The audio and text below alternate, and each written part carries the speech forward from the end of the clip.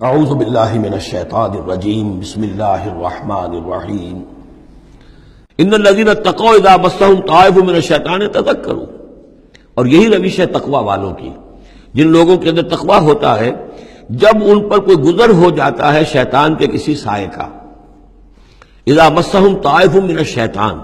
شیطان کا کوئی ان کے اوپر گزر ہو گیا، کوئی سایہ پڑ گیا، تذکروا، فوراً وہ چوکنے ہو جاتے ہیں، فوراً ہوش میں آ جاتے ہیں کہ یہ کیا ہوا، ہم پر کچھ اثر پڑ گیا تھا،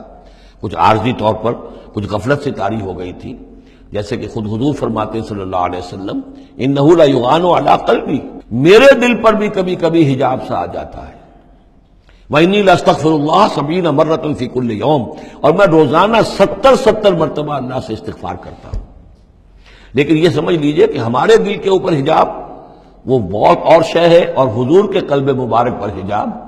آپ کے قلب مبارک کا حجاب جو ہے وہ ہماری 100 حضوریوں لاکھوں حضوریوں سے بڑھ کر جو ہے وہ حضوری کے درجے میں ہوگا۔ لیکن جو انٹینسٹی ہے،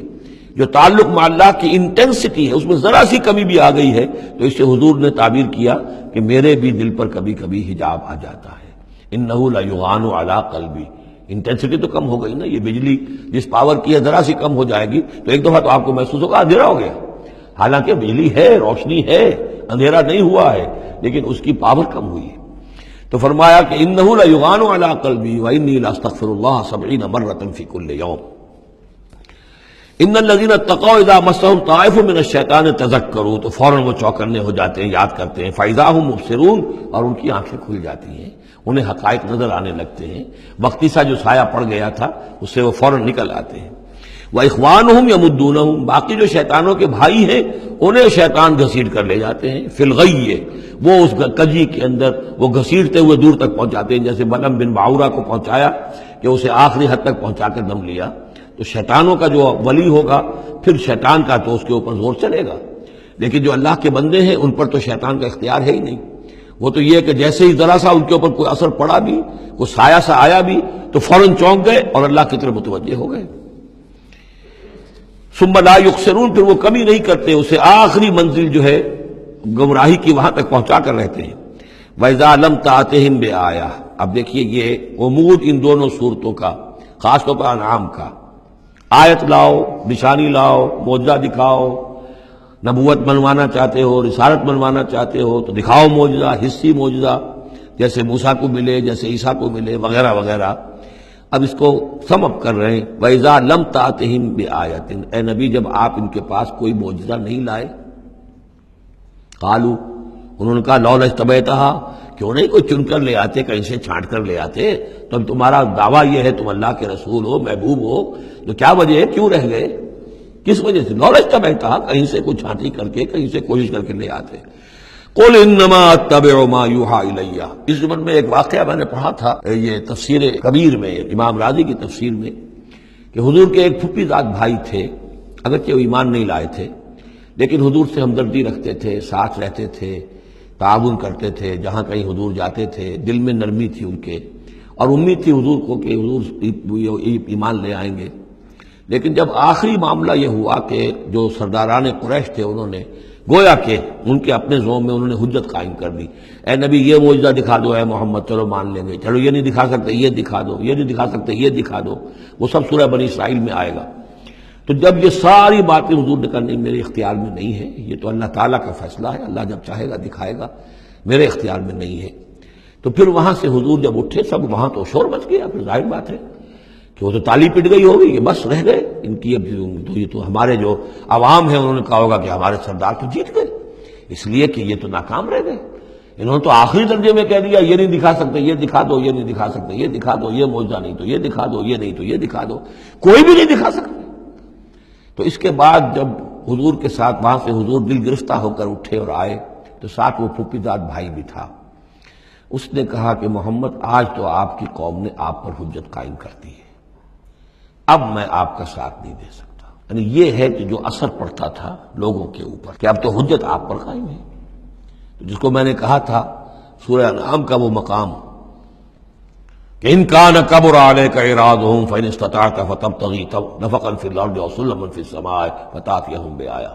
اے نبی اگر آپ پر بہت بھاری گزر رہا ہے، شاق گزر رہا ہے ان کا اعراض، تو اگر آپ میں طاقت ہے تو کہیں زمین میں سرنگ لگا لیجئے، کہیں آسمان پر سیڑھی لگا لیجئے، اور کہیں سے جہاں سے آپ لا سکتے ہو لے آئیے، ہم نہیں دکھائیں گے۔ تو واقعہ یہ ہے کہ انسان اس کو اپنے اوپر طاری کرے، اس صورتحال میں ویژولائز کرے اپنے آپ کو، تو کس قدر ضیق میں اس وقت محمد رسول اللہ صلی اللہ علیہ وسلم کی شخصیت آ چکی تھی۔ وَإِذَا لَمْ تَأْتِهِمْ بِآيَةٍ، اور جب آپ نہیں لائے ان کے پاس کوئی نشانی، قَالُوا لَوْ لَاتَّبَعْتَهَا، کیوں نہیں لے آئے کہیں سے؟ قُلْ إِنَّمَا أَتَّبِعُ مَا يُوحَىٰ إِلَيَّ، کہہ دیجئے میری حیثیت تو صرف یہ ہے کہ میں پیروی کر رہا ہوں اس کی کہ جو میری طرف وحی کی جا رہی ہے۔ اس سے بڑا میں نے دعویٰ نہیں کیا، نہ خدائی کا، نہ کوئی علم غیب کا دعویٰ کیا، نہ میں نے یہ کہا کہ اللہ کے خزانے میرے دستے تصرف میں ہیں، میں نے کوئی دعویٰ نہیں کیا۔ ھذا بصائر من ربکم، اور یہ تمہارے رب کی طرف سے بصیرت افروز باتیں ہیں جو میں تمہارے سامنے پیش کر رہا ہوں، میں خود پیروی کر رہا ہوں اس کی اور تمہارے سامنے پیش کر رہا ہوں۔ وَھدًى وَرَحْمَةٌ لِّقَوْمٍ يُؤْمِنُونَ، اور یہ ہدایت ہے اور رحمت ہے ان لوگوں کے حق میں جو ایمان لانے والے ہیں۔ وَإِذَا قُرِئَ الْقُرْآنُ فَاسْتَمِعُوا لَهُ وَأَنصِتُوا، اور جب قرآن پڑھا جا رہا ہو تو تم اسے پوری توجہ سے سنا کرو۔ سمع یسمع کے معنی سننا، اور استمع یستمع پوری توجہ کے ساتھ، ارتکاز توجہ کے ساتھ سننا، کان لگا کر، کان دھر کر سننا۔ وانصتوا، اور خود خاموش رہا کرو۔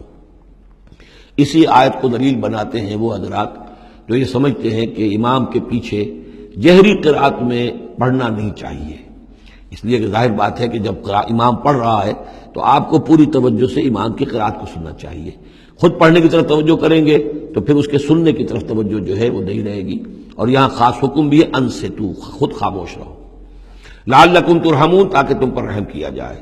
وَاذْكُرْ رَبَّكَ فِي نَفْسِكَ تَضَرُّعًا وَخِيفًا وَدُونَ الْجَهْرِ مِنَ الْقَوْلِ بِالْغُدُوِّ وَالْآصَالِ،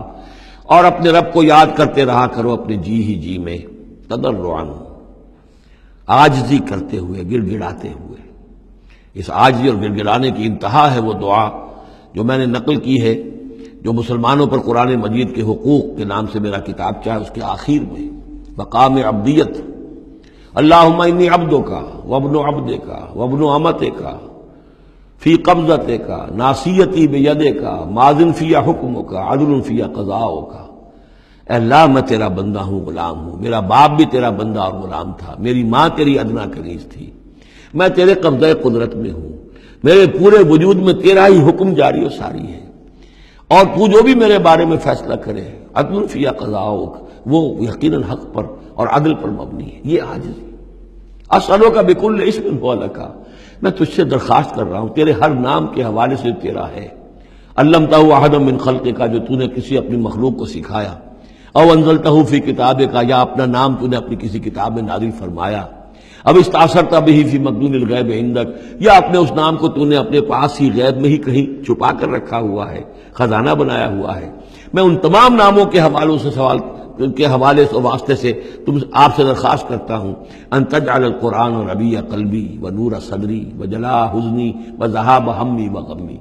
قرآن کو میرے سینے کا نور بنا دے، میرے دل کا سرور بنا دے، میرے تفکرات کا ازالے کا ذریعہ بنا دے، میرے غموں کا اور تفکرات اور جو بھی پریشانیاں ہیں ان کے ازالے کا ذریعہ بنا دے۔ یہ ہے دعا محمد رسول اللہ کی۔ اب خاص طور پر چونکہ آیت پہلے آ گئی تھی وَإِذَا قُرِئَ الْقُرْآنُ فَاسْتَمِعُوا لَهُ وَأَنصِتُوا، تو اسی کے حوالے سے یہ دعا جو ہے یہ خاص طور پر جو ہے مسلمانوں پر قرآن مجید کے حقوق، اور کیا عظمت قرآن کی ہے کہ اللہ تعالیٰ سے جو سوال کر رہے ہیں حضور کہ قرآن کو ان تجعل القرآن ربیع قلبی ونور صدری، میرے سینے کا نور، میرے دل کی بہار بنا دے۔ وَاذْكُرْ رَبَّكَ فِي نَفْسِكَ تَضَرُّعًا وَخِيفًا، اور یاد کرتے رہا کرو اپنے رب کو اپنے جی میں، گڑ گڑاتے ہوئے، عاجزی کے ساتھ، اور خیفہ، خوف کے ساتھ، دون الجہر من القول، اور بلند آواز سے نہیں، پست آواز سے۔ لیکن یہ ضرور ہے کہ آدمی دعا مانگے تو ایسے مانگے کہ خود سن لے۔ اس میں یہ ہوتا ہے کہ ایک تو دعا وہ مانگ رہا ہے، ایک اس کی سماعت بھی اس دعا سے استفادہ کرتی ہے۔ نماز میں بھی اکیلا انسان نماز پڑھ رہا ہو تنہا، تو جو رکعتیں ہیں چاہے سری بھی ہوں ان کو ایسا ضرور پڑھے کہ جیسے خود وہ سن رہا ہے، اس حد تک جو ہے تاکہ وہ نماز میں جو پڑھ رہا ہے اس کے ساتھ اس کی سماعت بھی اس سے مستفید اور مستنیر ہوتی چلی جائے۔ بالغدو والآصال، اور یہ آپ ذکر کرتے رہے اللہ کا اپنے جی میں، عاجزی کے ساتھ اور خوف کے ساتھ، اور یہ کہ زیادہ بلند آواز سے نہیں بلکہ پست آواز سے، صبح کے وقت بھی اور شام کے اوقات میں بھی۔ جیسے میں نے توجہ دلائی تھی سورہ نام کے شروع میں، نور ہمیشہ قرآن میں واحد آئے گا، ظلمات ہمیشہ جمع، اسی طرح غدو یہ ہمیشہ ایک، اور آصال اصیل کی جمع ہے، یعنی شام کے اوقات، اور اس میں اشارہ ہے کہ فجر صبح کی نماز ایک ہی ہے جو اللہ تعالیٰ نے فرض رکھی ہے، اور جیسے ہی لدلوک الشمس الی غسق اللیل، سورج ذرا ڈھلنا شروع ہوتا ہے، مغرب کی طرف ذرا اترنا شروع ہوتا ہے، وہاں سے لے کے پے بپے نمازیں ہیں، ظہر ہے، عصر ہے، مغرب ہے، عشاء ہے، تو یہ جو ہے یہ آصال جمع کا صیغہ ہے۔ بالغدو والآصال، غدو والآصال، ولا تکن من الغافلین، اور غافلوں میں سے نہ ہو جائیے۔ ان الذین عند ربک، یقیناً وہ بزرگ ہستیاں، وہ ملائکہ مقربین، وہ ملائے اعلیٰ جو اپنے رب کے پاس ہیں، مقربین ہیں، قریب ترین ہیں، وہ جس کے بارے میں امیر خسرو نے کہا ہے کہ خدا خود میر محفل بود اندر لامکاں خسرو، محمد شمع محفل بود شب جائے کہ من بودم۔ ایک لامکاں کی محفل وہ بھی ہے جہاں کا میر مجلس اللہ ہے، اور جہاں فرشتے ہیں، ملائکہ مقربین ہیں، اور محمد رسول اللہ روح محمدی وہاں گویا کہ چراغ اور شمع کی حیثیت سے ہے۔ تو ان الذین عند ربک لا یستکبرون عن عبادتہ، وہ جو اس کے قریب ترین ہیں وہ بھی اس کی عبادت سے استکبار نہیں کرتے، استکبار کی بنیاد پر عبادت سے دستکش نہیں ہوتے، وَيُسَبِّحُونَهُ، اور اس کی تسبیح کرتے رہتے ہیں، وہ لَهُ يَسْجُدُونَ، اور اس کے لیے سجدے کرتے رہتے ہیں۔ صدق اللہ العظیم۔